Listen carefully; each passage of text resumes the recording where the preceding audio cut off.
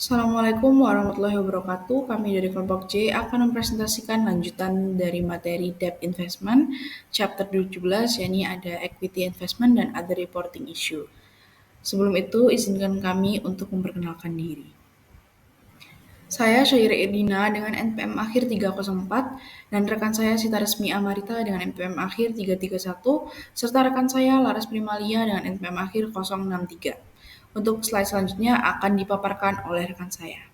Baik rekan-rekan, setelah bab sebelumnya kita membahas mengenai debt investment, sekarang kita akan membahas mengenai equity statement atau investasi saham.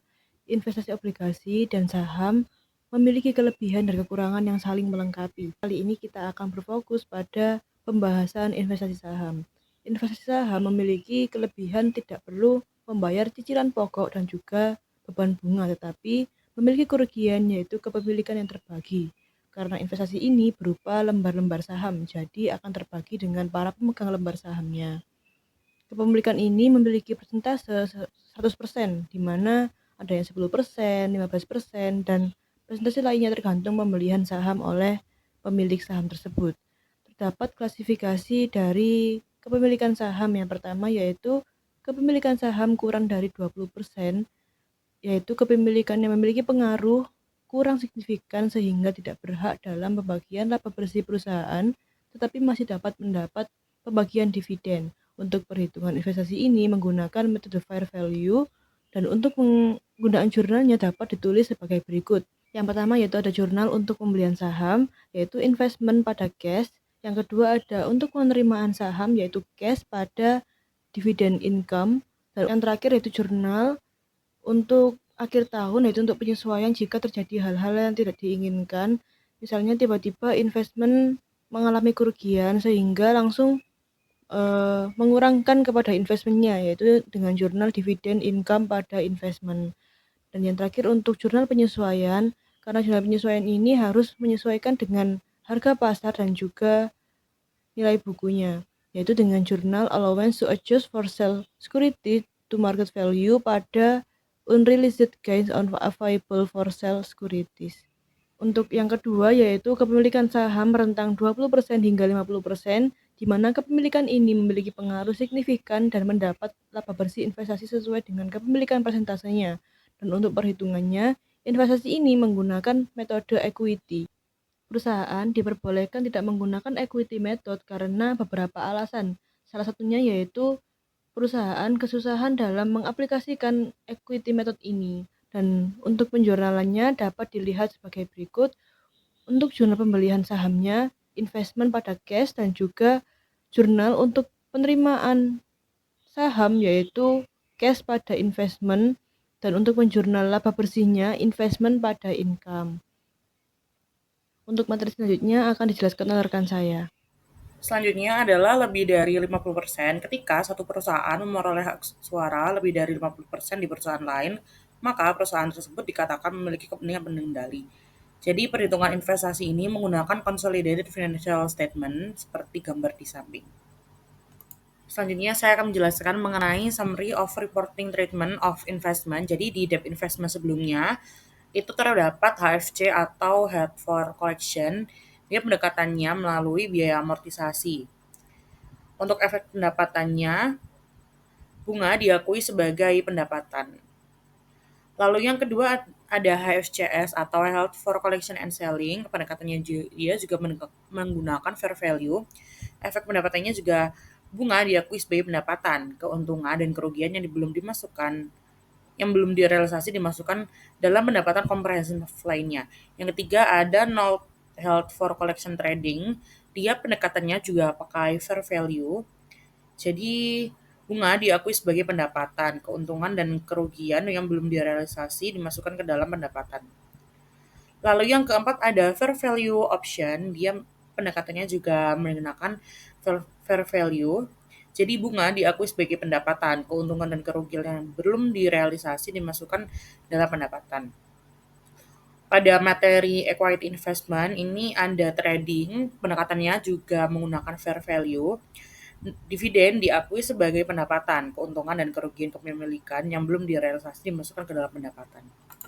Lalu selanjutnya ada non-trading option, dia pendekatannya juga pakai fair value. Dividen diakui sebagai pendapatan, keuntungan dan kerugian yang belum direalisasi tidak dimasukkan ke dalam laba tetapi dalam pendapatan komprehensif lainnya. Yang ketiga ada equity method atau metode ekuitas. Jadi pendekatannya ini investasi awalnya dicatat sebagai sebesar biaya perolehan dengan penyesuaian berkala untuk bagian investor dalam pendapatan atau kerugian perusahaan yang menerima investasi dan dikurangi dengan semua dividen yang diterima dari perusahaan yang menerima investasi. Untuk efek pendapatannya, pendapatan diakui sebagai laba sebesar laba atau rugi perusahaan yang menerima investasi yang dilaporkan setelah tanggal investasi. Lalu yang terakhir ada konsolidasi, efek mohon maaf, pendekatannya dengan laporan keuangan konsolidasi, efek pendapatan diakui sebesar laba atau rugi perusahaan yang menerima investasi yang dilaporkan setelah tanggal investasi. Selanjutnya ada impairment of value atau penurunan nilai. Untuk mengakui penurunan nilai, perusahaan menambah atau mendebit beban piutang tak tertagih dan mengkredit penyisian piutang ragu-ragu sebesar nilai penurunan nilai. Jika besar kemungkinan perusahaan tidak dapat menagih seluruh jumlah yang terutang sesuai dengan persyaratan transaksi, maka piutang dihapuskan secara permanen dengan mendebit beban kerugian penurunan nilai dan mengkredit piutang usaha. Aturan untuk investasi utang atau surat utang dan pinjaman yang dilaporkan pada biaya perolehan diamortisasi mengikuti pendekatan yang sama. Baik, masuk ke materi recycling adjustment. Jadi di sini recycling adjustment itu dibutuhkan pada saat sebuah perusahaan itu ingin melaporkan akun realized gain or loss pada laporan laba rugi sebagai bahan dari income dan akun unrealized gain or loss sebagian dari other comprehensive income. Nah, berdasarkan metode pencatatannya, recycling adjustment ini dibedakan menjadi dua jenis. Yang pertama ada single period dan multi period. Nah, untuk single period ini digunakan ketika perusahaan ingin membuktikan adanya keuntungan atau kerugian yang terjadi serta saldo dan bunga yang didapatkan atas penjualan surat-surat berharga yang dia miliki dan atas transaksi yang terjadi dalam kurun waktu 1 tahun. Sehingga dengan mudah perusahaan ini dapat mengetahui asal-usul perubahan saldo ekuitas dari awal tahun dengan hingga akhir tahun. Nah, untuk selanjutnya ada metode multi-period. Multi-period ini digunakan pada saat perusahaan ingin mengakumulasikan unrealized gain or loss dari nilai fair value portfolio yang dimiliki perusahaan pada periode sebelum dan sekarang. Lalu, ini dijadikan satu pada akun other comprehensive income atau pendapatan komprehensif lain-lainnya. Masuk ke transfer between categories, jadi transfer antar kategori ini mengacu pada perpindahan aset keuangan seperti sekuritas, investasi dari satu klasifikasi ke klasifikasi lainnya dalam kerangka akuntansi. Nah, proses ini signifikan dalam pelaporan keuangan dan berdampak pada bagaimana aset ini dinilai dan dilaporkan dalam sebuah laporan keuangan.